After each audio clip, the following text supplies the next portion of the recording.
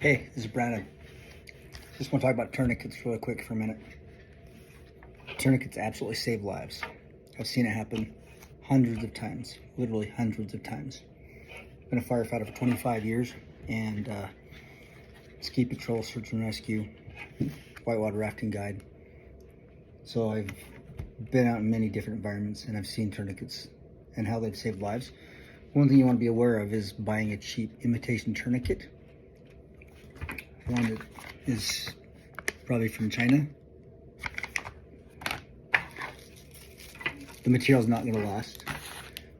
Something else you need to know is they do a lot of times have expiration dates on them. This one right here tells you, it suggests 5 years, 5 years service life.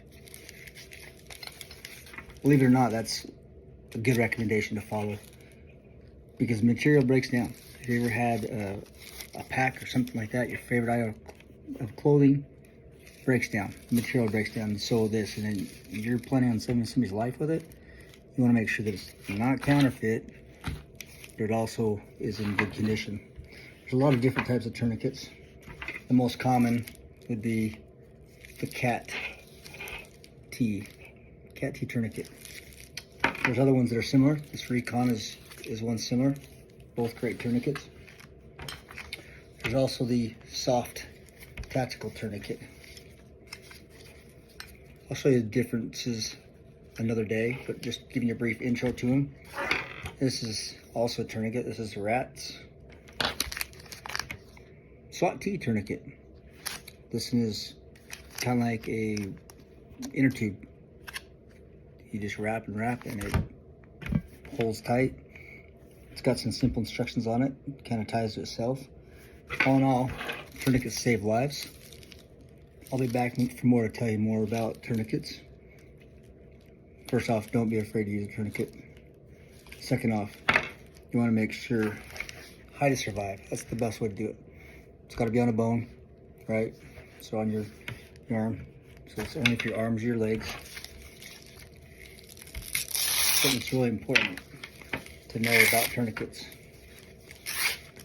When you apply them, you want to tighten that as tight as you can to begin with.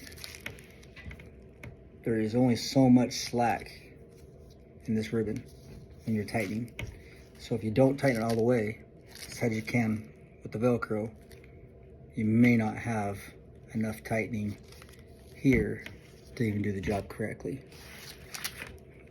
Minimum, you want to go 4 inches above the wound, but high is better. High to survive, direct skin, you don't want to overclose. Another thing that's really important to know is tourniquets hurt. They hurt a lot when you apply them. I've had patients with both feet cut off. When I applied my tourniquet on the legs, they screamed even more. So you might think that might be all the pain they can handle or all that they can feel, but when you apply a tourniquet, it is going to be painful. So don't start twisting a tourniquet and having somebody scream and then stop and back it off. You got to keep going.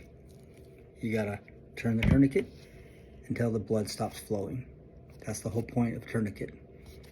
Just because you put a tourniquet on doesn't mean they're going to lose their arm or their leg. It doesn't mean that at all. People that lose their arms or legs, normally there's enough damage or trauma that they're not able to fix it. But long story short, tourniquets save lives. Don't be afraid to use them. This can be your first line of defense. If direct pressure doesn't work real quick, go to a tourniquet. See ya.